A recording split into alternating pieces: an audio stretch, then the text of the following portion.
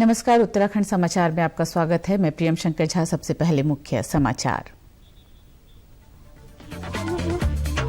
राष्ट्रपति रामनाथ कोविंद ने संविधान दिवस समारोह का किया नेतृत्व। कहा, संविधान की शक्ति से भारत अपनी विकास यात्रा में आगे बढ़ रहा है।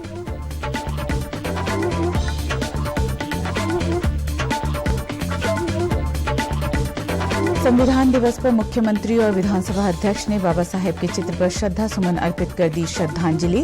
विधानसभा अध्यक्ष ने कहा, संविधान हमें अपने अधिकारों और कर्तव्यों का बोध कराता है। कांग्रेस ने भी किया गोष्ठी का आयोजन।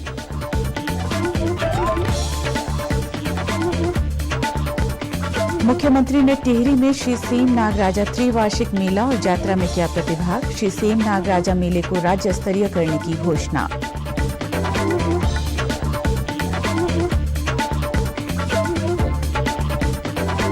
और देहरादून के 2 क्षेत्र माइक्रो कंटेनमेंट जोन घोषित। एफआरआई में 11 और तिब्बतन कॉलोनी में 5 कोरोना संक्रमित मरीजों की पुष्टि।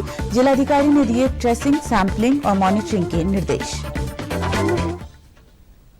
अब समाचार विस्तार से। संविधान दिवस सभा से भारतीय संविधान की स्वीकृति के उपलक्ष्य में आज समूचे देश में संविधान दिवस मनाया जा रहा है। वहीं राष्ट्रपति रामनाथ कोविंद ने आज संसद भवन के केंद्रीय कक्ष में संविधान दिवस समारोह की अध्यक्षता की। उपराष्ट्रपति एम वेंकैया नायडू, प्रधानमंत्री नरेंद्र मोदी, लोकसभा अध्यक्ष ओम बिरला, मंत्री, सांसद और अन्य गणमान्य व्यक्ति इस अवसर पर संसद भवन में उपस्थित थे। इस अवसर पर राष्ट्रपति ने कहा कि संविधान की शक्ति से भारत अपनी विकास यात्रा में आगे बढ़ रहा है। सत्ता पक्ष और प्रतिपक्ष के सदस्यों में प्रतिस्पर्धा होना स्वाभाविक है, लेकिन यह प्रतिस्पर्धा बेहतर प्रतिनिधि बनने और जन कल्याण के लिए बेहतर काम करने की होनी चाहिए, तभी इसे स्वस्थ प्रतिस्पर्धा माना जाएगा। संसद में प्रतिस्पर्धा को प्रतिद्वंद्विता नहीं समझा जाना चाहिए। हम सब लोग ये मानते हैं कि हमारी संसद लोकतंत्र का मंदिर है, अतः हर सांसद की ये जिम्मेदारी बन जाती है कि वे लोकतंत्र के इस मंदिर में श्रद्धा की उसी भावना के साथ आचरण करें जिसके साथ वे अपने पूजा गृहों और इबादत गाहों में भी करते हैं। इस अवसर पर प्रधानमंत्री नरेंद्र मोदी ने कहा कि अनेक बाधाओं का सामना करने के बाद संविधान का मसौदा तैयार हुआ और देश की रियासतों को एकजुट किया गया। इस सदन को प्रणाम करने का है,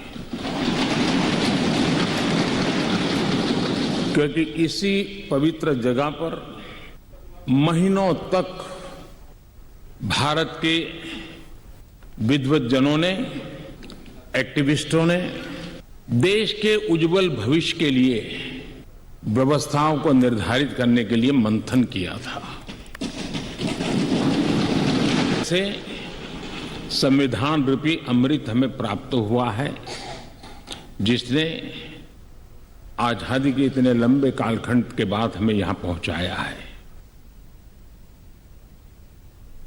संविधान दिवस के अवसर पर मुख्यमंत्री पुष्कर सिंह धामी और विधानसभा अध्यक्ष प्रेमचंद अग्रवाल ने विधानसभा में आयोजित कार्यक्रम में डॉक्टर भीमराव अंबेडकर के चित्र पर श्रद्धा सुमन अर्पित कर उन्हें श्रद्धांजलि दी। इस अवसर पर विधानसभा अध्यक्ष द्वारा संविधान की उद्देशिका की शपथ दिलाई।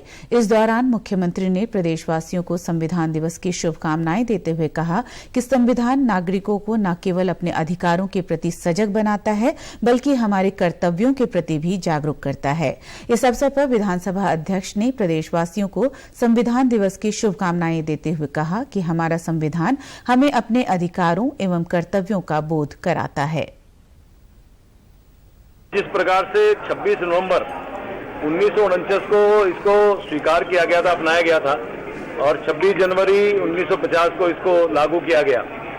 और ये बात तो ठीक है कि संविधान में हमें बहुत से अधिकार हमें प्राप्त होते हैं, लेकिन ये हमें ड्यूटी भी हमारे क्या है वो भी समझाता है।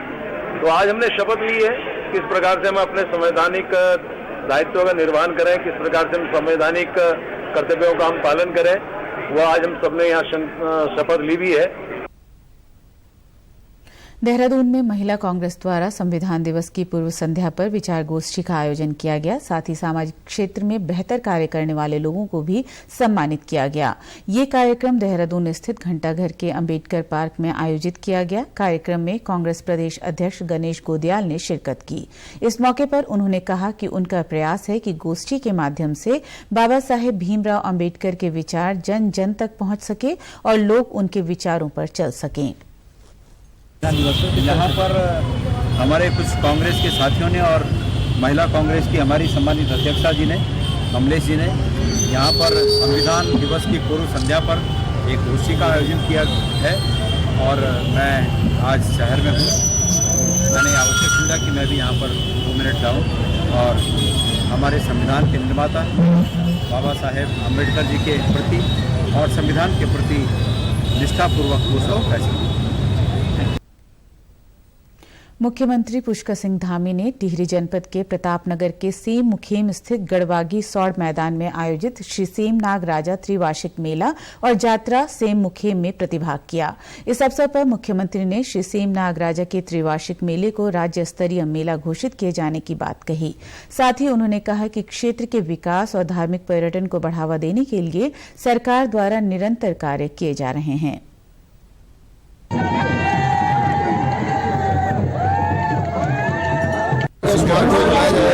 और जो जरूरी होगा इस क्षेत्र के डेवलपमेंट के वो काम सभी काम करवाएंगे।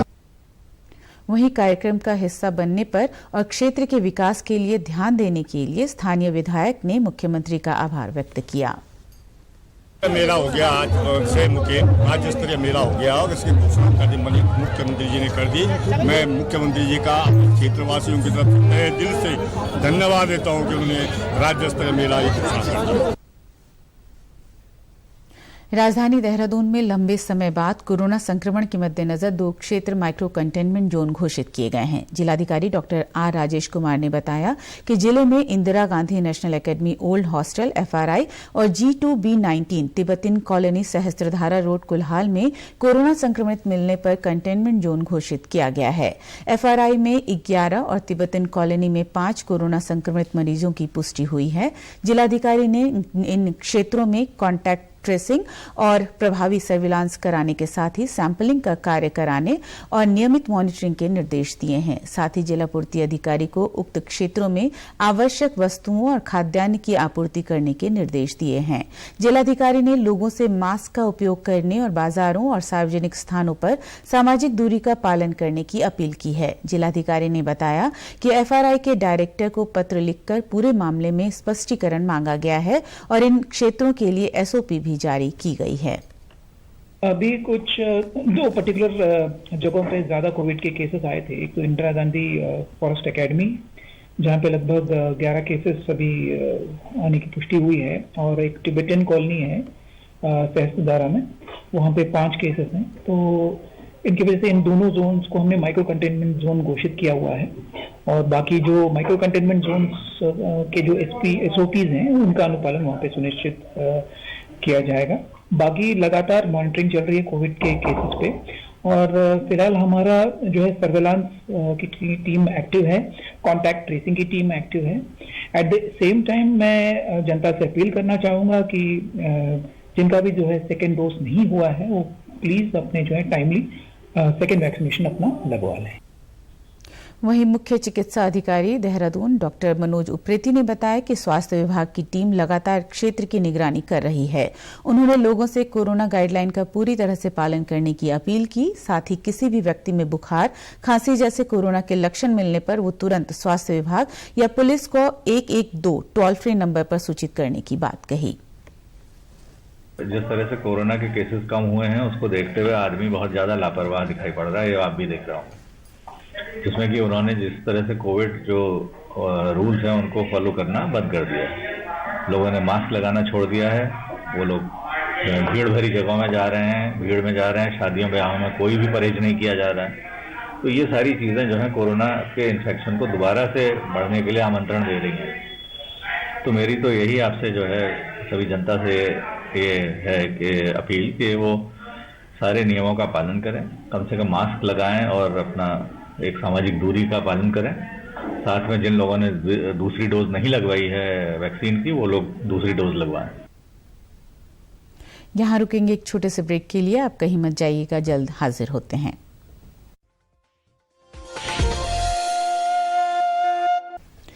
ब्रेक के बाद एक बार फिर से आपका स्वागत है।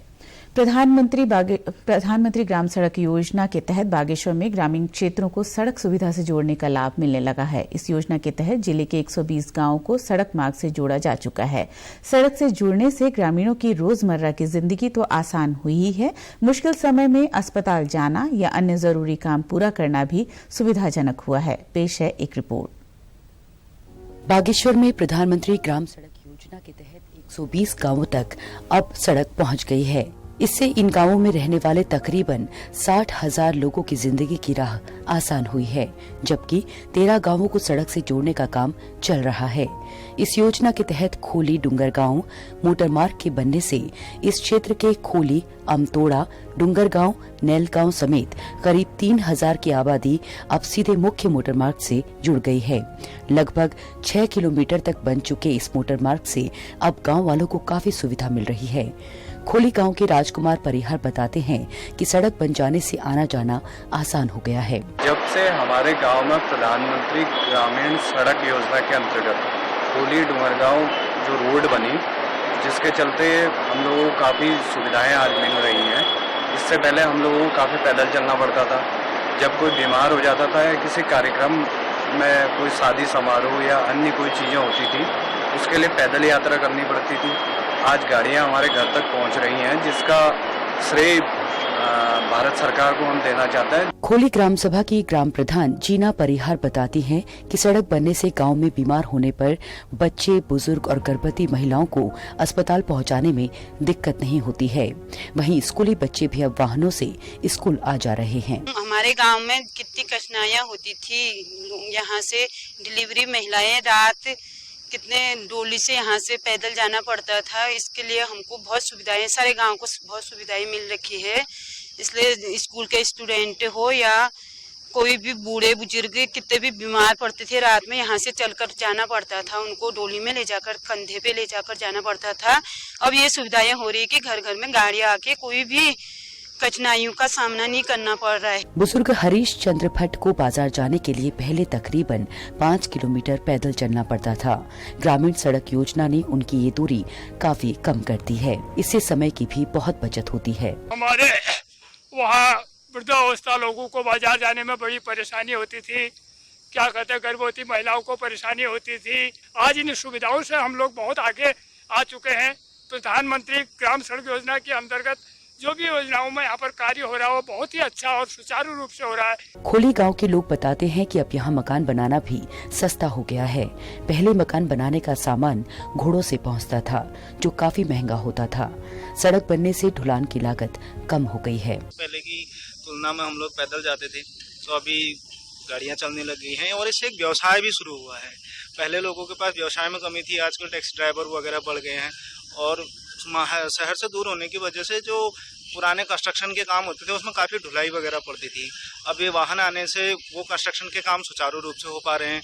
और एक स्कूल थे जो सरकारी स्कूलों में बच्चे जाते थे, गाड़ी वगैरह की सुविधा नहीं हो पाती थी। अभी सड़क आने से क्या है कि लोग गाड़ियों में जा रहे हैं तो अच्छी शिक्षा भी बच्चे प्राप्त कर पा रहे हैं। प्रधानमंत्री ग्राम सड़क योजना का उद्देश्य गाँवों के विकास के लिए उन्हें मुख्य सड़क मार्गों से जोड़ना है, जिससे गाँवों से बाजार की आवाजाही सुगम हो सके और ग्रामीण बाजार में उपलब्ध सुविधाओं का लाभ उठा सके। ब्यूरो रिपोर्ट, दूरदर्शन समाचार, देहरादून। प्रधानमंत्री नरेंद्र मोदी का राजधानी देहरादून में प्रस्तावित दौरा 4 दिसंबर को तय हो गया है। प्रधानमंत्री यहां जनसभा को संबोधित करने वाले हैं। भाजपा प्रदेश अध्यक्ष मदन कौशिक ने जानकारी देते हुए कहा कि प्रधानमंत्री के दौरे के मद्देनजर पार्टी कार्यकर्ताओं में उत्साह है और उन्हें जिम्मेदारियां सौंपी जा रही है। वहीं उन्होंने जानकारी दी कि सभा स्थल के चयन को लेकर पार्टी कार्यालय में बैठक कर विचार किया जा रहा है। क्या व्यवस्था अभी आयोजन के लिए हम लोगों ने स्थान देखना शुरू किया है, क्योंकि इसमें प्रशासन के साथ भी वार्ता होगी और हम आज ही शाम तक स्थान का चयन करेंगे। लेकिन हमारे कार्यकर्ताओं में उत्साह है। अभी हमने प्रमुख 3 जिलों के कार्यकर्ता प्रमुख बुलाए थे, एक देहरादून जिला, देहरादून महानगर, हरिद्वार, और कुछ टिहरी के भी कुछ कार्यकर्ता थे। कार्यकर्ताओं का उत्साह इतना जबरदस्त है कि लाखों से ज्यादा लोग इस रैली में जुटने, लाखों की भीड़ इस रैली में रहने वाली है। बड़ी भीड़ रहेगी और कार्यकर्ताओं में और जनता में जो उत्साह है। मुख्यमंत्री पुष्कर सिंह धामी ने आज विधानसभा अध्यक्ष प्रेमचंद अग्रवाल से विधानसभा भवन स्थित उनके कार्यालय कक्ष में भेंट की। इस अवसर पर विधानसभा अध्यक्ष और मुख्यमंत्री के बीच शीतकालीन सत्र के संचालन से संबंधित विषयों पर चर्चा हुई। इस मुलाकात के दौरान विधानसभा अध्यक्ष ने बीते दिनों संसदीय कार्य मंत्री एवं नेता प्रतिपक्ष द्वारा शीतकालीन सत्र को देहरादून में ही आहूत किए जाने की भावना को लेकर मुख्यमंत्री को अवगत किया। उन्होंने कहा कि संसदीय कार्य मंत्री एवं नेता प्रतिपक्ष की भावनाओं का सम्मान करते हुए इस विषय पर सभी से परामर्श के बाद फैसला लिया जाएगा। सत्र जो है, जो अभी तक अपुष्ट जानकारी मेरे को प्राप्त हो रही है, वो 9 और 10 तारीख को होगा। और मैंने अभी चर्चा की है अपने नेता प्रतिपक्ष जी से और अपने संसदीय कार्य मंत्री जी से। उन्होंने भावनाएं व्यक्त की है कि देहरादून में वो किया जाए और कोशिश कर रहे हैं। अभी मैं माननीय मुख्यमंत्री से चर्चा कर रहा हूं और यदि सबका मंतव्य यही है कि भाई देहरादून में वो सत्र हो तो वो कोशिश करेंगे फिर देहरादून में, उसके लिए फिर हम तैयारी शुरू करें। उत्तराखंड वन विभाग में आईएफएस अफसरों में बड़ा फेरबदल किया गया है। इस क्रम में प्रमुख वन संरक्षक राजीव भरतरी को पदमुक्त कर दिया गया है। उनकी जगह अब विनोद कुमार नए पीसीसीएफ होंगे। राजीव भरतरी को जैव विविधता बोर्ड का अध्यक्ष बनाया गया है। साथ ही मुख्य वन संरक्षक पराग मधुकर धकाते को मुख्य वन्य जीव प्रतिपालक की जिम्मेदारी सौंपी गई है। इसके साथ ही 29 अन्य वनाधिकारियों के तबादले भी किए गए हैं। वहीं कॉर्बेट पार्क में अवैध कटान और नियम विरुद्ध निर्माण को लेकर 3 आईएफएस पर भी एक्शन लिया गया है। मामले पर मुख्यमंत्री पुष्कर सिंह धामी ने कहा कि मामले में जांच के बाद ही दोषियों के खिलाफ कार्रवाई की जाएगी। देखिए, पिछले दिनों संज्ञान में आया था कि इस प्रकार की गतिविधि वहां पर हुई है कॉर्बेट रिजोर्ट के अंतर्गत। उसके अंतर्गत जितने भी लोगों को हमने प्राथमिक जांच में उनसे संबंधित चीजें पाई गई, उन सभी के खिलाफ और उनको सभी को अपने अपने स्थानों से हमने डिस्प्लेस किया है और आगे हम जांच करवा रहे हैं। इसमें जो भी दोषी पाया जाएगा उसके खिलाफ कार्रवाई करेंगे। राज्य में विशेष संक्षिप्त पुनरीक्षण कार्यक्रम के अंतर्गत वोटर कार्ड बनाने और मतदाता सूची में पंजीकरण करवाने के लिए राज्य भर में विशेष अभियान आयोजित किए जा रहे हैं। 1 नवंबर से 30 नवंबर तक राज्य के दूरस्थ क्षेत्रों में 18 साल के युवाओं और महिलाओं को केंद्रित कर विभिन्न गतिविधियां आयोजित की जा रही हैं। वहीं पिछले चुनाव के आधार पर महिला वोटर की संख्या जिन क्षेत्रों में कम रही है, वहां विशेष जागरूकता कैंप आयोजित किए जा रहे हैं। चक्राता क्षेत्र में महिला वोटर अनुपात कम रहने के कारण मुख्य निर्वाचन अधिकारी कार्यालय में आज राजकीय इंटर कॉलेज कोरबा साहिया में महिला चौपाल का आयोजन किया गया। कार्यक्रम का शुभारंभ मतदान शपथ दिलवाकर किया गया और स्वीप के विषय में जानकारी दी गई।